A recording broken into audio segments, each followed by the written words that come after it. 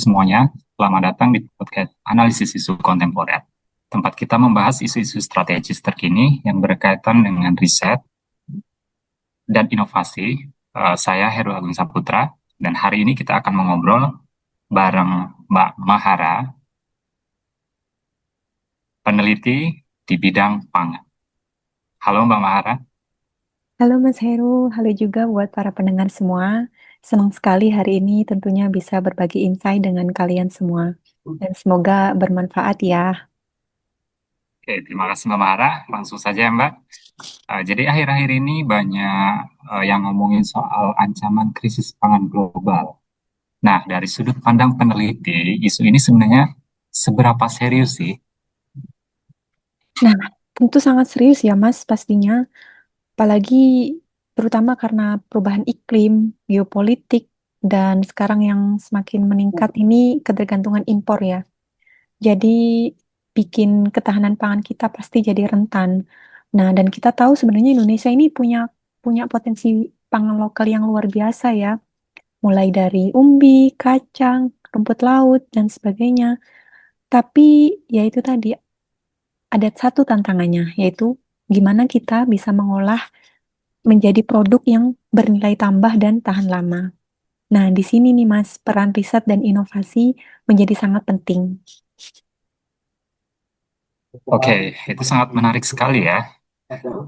Bisa kasih contoh inovasi konkret yang sedang dikembangkan? Tentu Mas, banyak sekali inovasi konkret yang bisa dikembangkan. Salah satunya nih dari riset saya, ini kami bisa mengembangkan soal fermentasi pangan lokal seperti tempe, tape.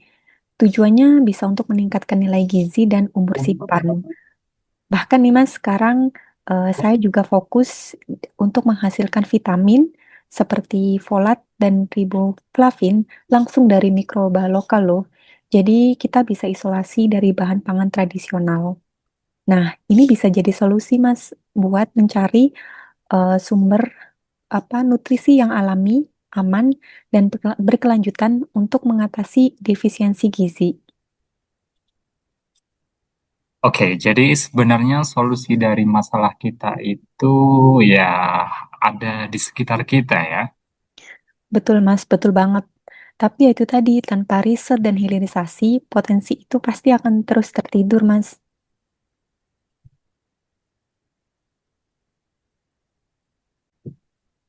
Kalau boleh tahu, sebagai ASN peneliti, bagaimana sih peran nyata Mbak Mahara dalam mendorong inovasi ini?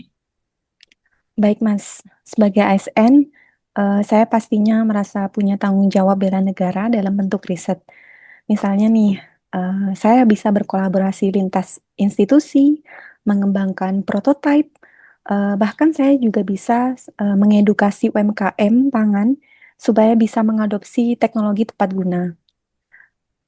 Karena riset yang tidak bisa diimplementasikan ya tidak berdampak. Sangat setuju sekali ya. Jadi bukan cuma publikasi, tapi juga kontribusi langsung ke masyarakat. Setuju banget Mas. Jadi bukan cuma publikasi tapi juga kontribusi langsung ke masyarakat. Oke, baiklah. Terima kasih Mbak Mahara atas sharingnya. Jelas banget kalau riset dan inovasi itu bukan sekedar laboratorium, tapi juga senjata strategis bangsa kita. Ya,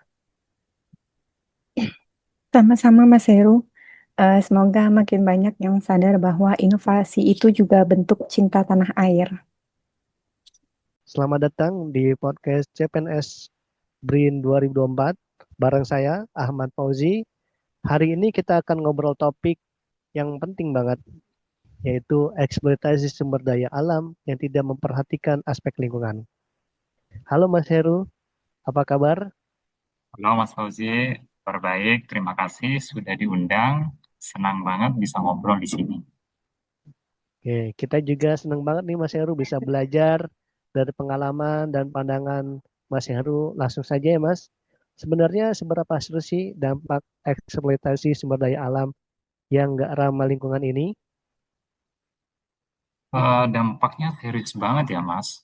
mulai dari Hmm. kerusakan hutan, kemudian pencemaran air dan udara, sampai konflik sosial. Jadi bukan cuma soal lingkungan ya, tapi juga menyangkut kehidupan sosial dan ekonomi masyarakat ya, Mas. Betul, masyarakat lokal sering kali jadi korban. Mereka kehilangan lahan, air bersih, bahkan sumber mata pencarian. Kenapa nih, Mas, praktek-praktek eksploitasi semacam ini masih terus terjadi, Mas? Mungkin salah satu faktornya adalah lemahnya pengawasan dan kebijakan yang lebih berpihak pada investasi ketimbang keberlanjutan ya.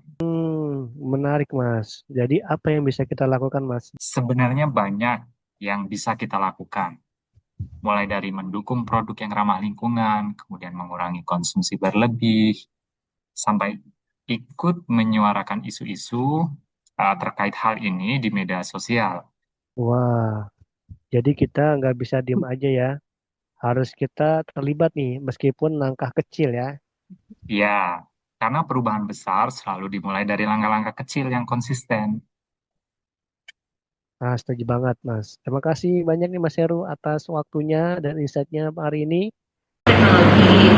Nah kan kalau di kalau recovery sebenarnya itu bisa masuk ke solar energi sama ini kan pak kendaraan listrik dan elektrik. Nah kan kemarin bapak presentasi sama Pak Heru itu kan ada lithium juga tuh pak. Nah itu apa namanya nih kalau lithium saya baca-baca tuh yang bisa sangat operasi itu boleh kan pak? Iya, ini mah nanti Pak Gubernur masih menyampaikan momentum di apa namanya di kayangan ya, di kayangan dengan ekstraksi. Oh jadi diambil gitu. Kayak diuapkan, dengan benih, biji, kemudian ditambahkan pakai kapur. Itu dari cairan pak. Itu dari alam, namanya dari pelajaran beberapa kita dari satu kayangan ini diuapkan dari air tanah yang ditanam di panas.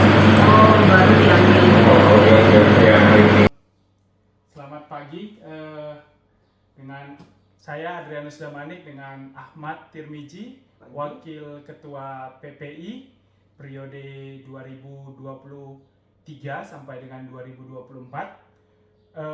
Saya ingin membawakan isu yang sekarang sedang hype mengenai tren kabur aja dulu. Jadi dari sisi perspektif mahasiswa atau persatuan pelajar di Indonesia di luar negeri, kira-kira secara kumulatif bagaimana pendapat dari teman-teman kita di sini?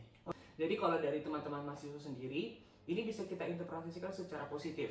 Jadi kabur saja dulu ini bisa menjadi suatu fenomena di mana teman-teman mahasiswa Indonesia bisa pergi menimba ilmu dan menyiapkan bekal yang berguna untuk kemajuan bangsa Indonesia ke depannya.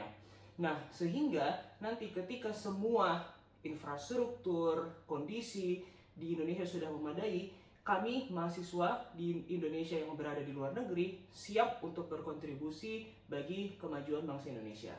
Oke, berarti overarching goal-nya itu sebenarnya justru memang untuk membela negara kita ya pada Betul, betul. Cuman kita tidak bisa berburuk sangka dan menginterpretasikan itu secara negatif.